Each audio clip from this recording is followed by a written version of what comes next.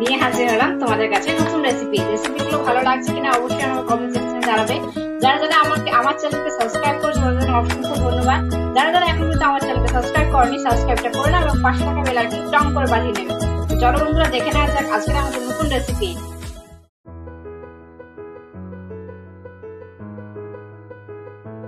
নমস্কার বন্ধুরা, আজকে হাজির হয়েছি নতুন একটা রেসিপি নিয়ে। রেসিপিটার খুবই ইউনিক, তালশাঁস দিয়ে করব আজকে রেসিপিটা।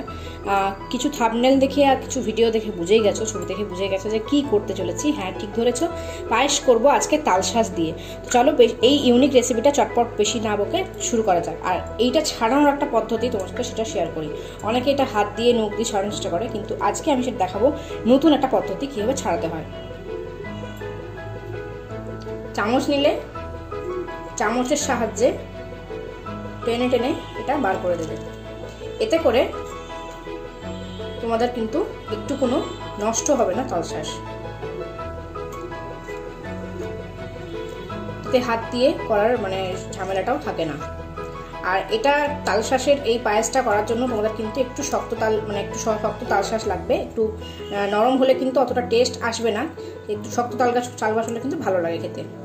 এরকম করে প্রত্যেকটা আমি কিন্তু তালশাঁস ছাড়িয়ে নিচ্ছি। দেখতেই পারছো বেশি কিন্তু খাটনি নেই, আর খুব সহজেই খুব তাড়াতাড়ি কিন্তু একটা তালশাঁস আমাদের ছাড়ানো হয়ে গেল।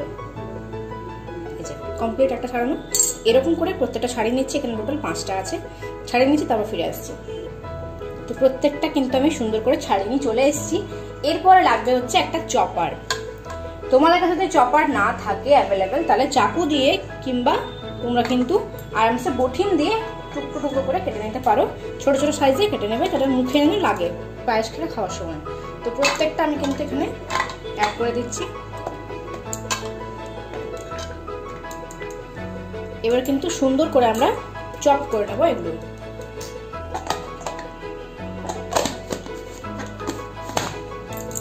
লাগানো হয়ে গেছে।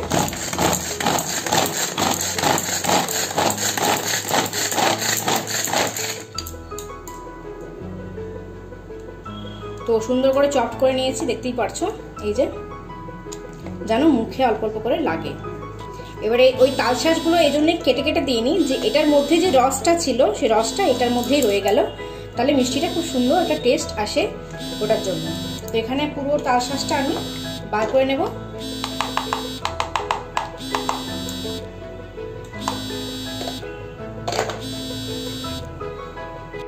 কড়াই আমি চাপিয়ে দিচ্ছি, দেখতেই পারছো। তো কড়াইটা চাপানোর পর কিন্তু আমি এখানে চিনি অল্প সামান্য করে চিনি আমি অ্যাড করে দেবো।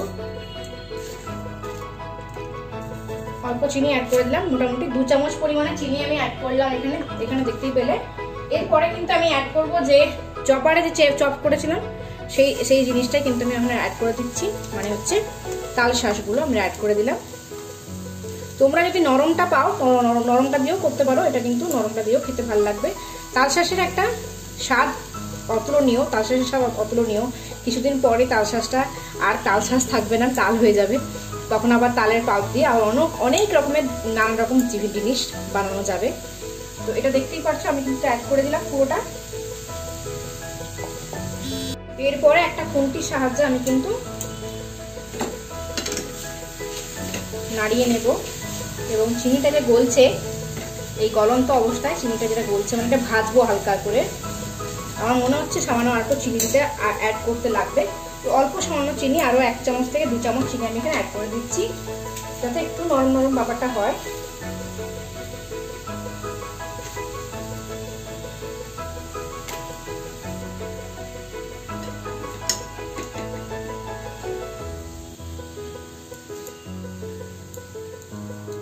মিশিয়ে নিলাম।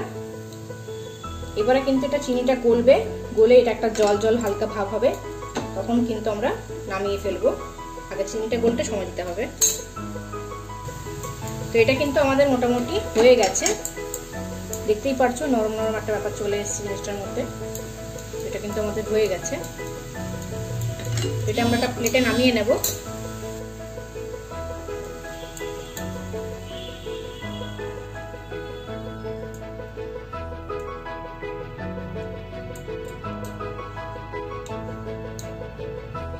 এটাকে এবারে সাইড করে রেখে দিলাম। চলে গেলাম ওই কড়াইয়ের দিকে। ওই কড়াইয়ের মধ্যে কিন্তু আমি এখন দিয়ে দেবো, ওই কড়াইটার মধ্যে কিন্তু দিয়ে দেবো ফুটন্ত দুধ। মানে এটা গরম, আমি কিন্তু মানে দুধটাকে জাল দিয়ে মানে ভালো করে ফুটিয়ে আমি কিন্তু আগে থেকেই বেশি ঘন করে রেখেছি। তো আর বেশি অতিরিক্ত ঘন করার প্রয়োজন নেই এখানে। জাস্ট এটাতে 4 থেকে 5 বার একটু বলক আসবে, মানে একটু ফুটবে, ফুটে জিনিসটা কিন্তু আমাদের এটা রেডি হয়ে যাবে দুধটা। তো যেটা সাইডে সাইডে যেটুকু ছিল দানা দানা, সেটা আমি কিন্তু এটার মধ্যে মিশিয়ে দিলাম। তো এর পরবর্তী যে ধাপ, সেই ধাপে আমরা চলে যাই। চলো এই পরবর্তী যে ধাপটা, সেই ধাপটা আমি চলে যাই। এইবারে একটা নিতে হবে হচ্ছে গোবিন্দভোগ চাল। গোবিন্দভোগ চাল আমি কিন্তু দেখতেই পাচ্ছ খুব কম, একদম কম করে নিয়েছি। আর এটা কিছুক্ষণ প্রায় 10 মিনিটের মতো জলে ভেজানো ছিল, এমনি প্লেন জলেই ভেজানো ছিল। তো এই জলটা যেটা আছে সেটা ঝেড়ে আমি সামান্য আরেকটু সামান্য জল দিয়ে কিন্তু সামান্য করে, মানে একদম মিহি করে নয়, অল্প বেটে নেব। তোমরা চাইলে শিলনোড়া বাটতে পারো, তোমরা চাইলে মিক্সিতেও বাটতে পারো, আমি মিক্সিতেই বাটছি। চলো বেটে নিয়ে আসছি। কিন্তু ফুটতে শুরু করে দিয়েছে, মানে অনেকটাই ফুটে গেছে, দেখতেই পারছো। তো দুধটা বেশি জাল দেবো না, আগেই বলেছিলাম যে আমার কিন্তু অলরেডি এটা আমি কিছুক্ষণ ফুটিয়ে তারপরে কিন্তু বন্ধ করে রেখেছি। তো এরপরে 3টে আমি এলাচ দিয়ে দেবো, একটু ফাটিয়ে দিয়েছি অল্প করে সামান্য, এই দেখো অল্প করে সামান্য একদম ফাটিয়ে দিয়েছি যাতে বেরিয়ে না যায়। দানাগুলো বেরিয়ে গেলে কিন্তু খেতে ভালো হয় না, মুখে যখন লাগে তখন খেতে ভালো লাগে না। তো চালটা বেটে নিয়েছি, দেখতেই পাচ্ছ একটু পাতলা করে বেটেছি, কিন্তু একদম মিহি করে দিইনি, ঠিক আছে।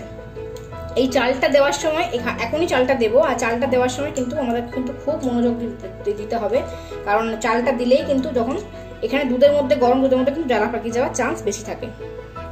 যখন দেবে তখন কিন্তু অনবরত নাড়বে।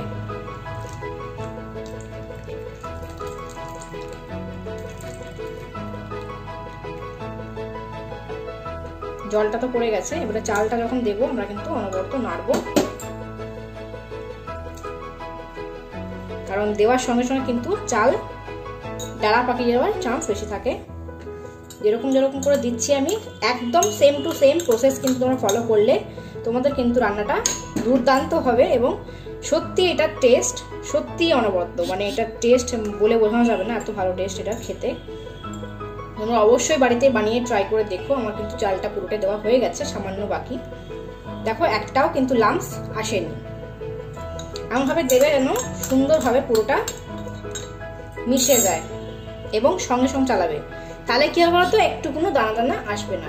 এই যে এটা সেদ্ধ করতে বেশিক্ষণ সময় লাগে না, কারণ যেহেতু চালটা আমার ভাঙা মানে ভেঙে দিয়েছি চালটা, গ্যাসের ফ্লেমটা বাড়িয়ে দিলাম, তাহলে সেদ্ধ করতে বেশিক্ষণ সময় লাগে না। এটা কিন্তু ফুটে গেলে ভালোভাবে হালকা সেদ্ধ হয়ে এলেই আমি আমার তাল শাঁস যেটা মেন ইনগ্রিডিয়েন্টস সেটা কিন্তু অ্যাড করে দেবো।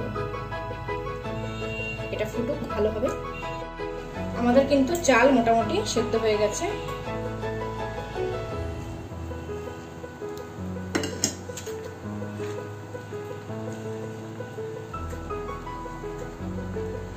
এই অবস্থায় কিন্তু আমি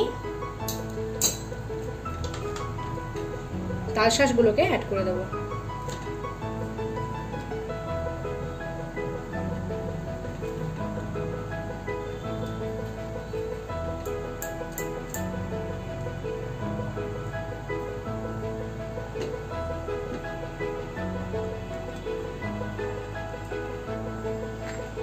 যেহেতু তালশাঁসটা আমি অল্প চিনি দিয়ে ফুটিয়েছিলাম, এরপরে যে চিনিটা দেবো একটু বুঝে শুনে দিতে হবে।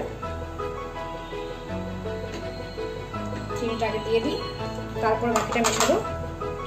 চিনিটা অ্যাড করছি 1 চামচ, 2 চামচ, 3 চামচ, 4 চামচ এবং 5 চামচ অ্যাড করে দিলাম।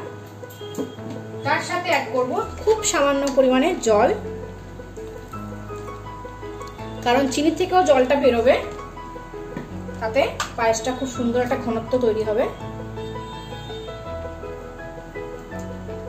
এবং একটু তাড়াতাড়ি দিলে কি হয়, চালটার সাথে ভালোভাবে চিনিটাও মিশবে, আর তার সাথে এই যে তালের শাঁসগুলো দিলাম এটার সাথেও খুব সুন্দর হবে, মানে ঢুকে যাবে ভেতরে, পুরো দুধের যে জিনিসটা সেটা কিন্তু ভেতরে ঢুকবে।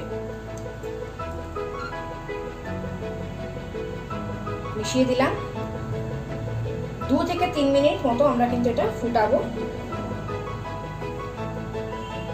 এটা কিন্তু লো ফ্লেমেই রাখা হবে। এখন আমি ঢাকা কিচ্ছু দেবো না, 2 থেকে 3 মিনিট এরকমভাবে লো ফ্লেমে আমরা কিন্তু ফোটাবো জিনিসটাকে। এটা কিন্তু 3 মিনিট মতো ফোটানো আমাদের হয়ে গেছে। তো খুব সুন্দর একটা গ্রেভিনেস চলে এসছে, যেটা আমাদের জন্য একদম দরকারি। তো পাতলা পাতলা পায়েস না নামালে কিন্তু মুশকিল, কিন্তু যখনই যে কোনো পায়েস তুমি যখন ঠান্ডা হয়ে যাবে তখনই কিন্তু শক্ত হয়ে যাবে। তো পাতলা পাতলাই নামাবো। তার আগে দিয়ে দেবো একটু কাজু বাদাম। কাজু বাদামগুলো একটু সামান্য ছোটো ছোটো কেটে আমি কিন্তু অ্যাড করে দিচ্ছি। এখানে কোনো কিশমিশ টিশমিশ কিছু অ্যাড করতে যাবে না, কারণ এখানে কিশমিশটা অ্যাড করে দিলে এই যে তালশাঁসের যে একটা নিজস্ব একটা ফ্লেভার, সেটা কিন্তু আর কমতে পাবে না। কিশমিশটা অ্যাড করো না এখানে, শুধুমাত্র কাজুটা একটু অ্যাড করে দিও টেস্টের জন্য, এবং গার্নিশিংয়ের জন্য কাজুটা অ্যাড করতে পারো। তো আমাদের হয়ে গেছে আজকের পায়েস রেডি। এটা ঠান্ডা হওয়ার পর তোমার সাথে সার্ভ করে তোমাকে দেখাবো যে কতটা থিকনেস হয়েছে সার্ভ করার পর। তো তৈরি হয়ে গেল আজকের একটা দারুণ সুন্দর ইউনিক রেসিপি। রেসিপিটা ভালো লেগে থাকলে অবশ্যই লাইক করতে ভুলো না, চ্যানেলে নতুন হয়ে থাকলে প্লিজ প্লিজ প্লিজ সাবস্ক্রাইবটা করে দাও, আর 5 টাকা বেল আইকন অবশ্যই প্রেস করতে ভুলো না এরকম নিত্য নতুন রেসিপি দেখার জন্য। আজকে আসি, টাটা। তো বন্ধুরা দেখে নিলে কি সুন্দর একটা রেসিপি তৈরি হয়ে গেল আজকে। তো রেসিপিগুলো ভালো লাগছে কিনা অবশ্যই কমেন্ট করে জানাতে ভুলো না, এবং শেয়ার করতে একদমই ভুলো না। তো চলো বন্ধুরা, আবার নতুন রেসিপি নিয়ে আমি হাজির হবো তোমাদের কাছে। টাটা।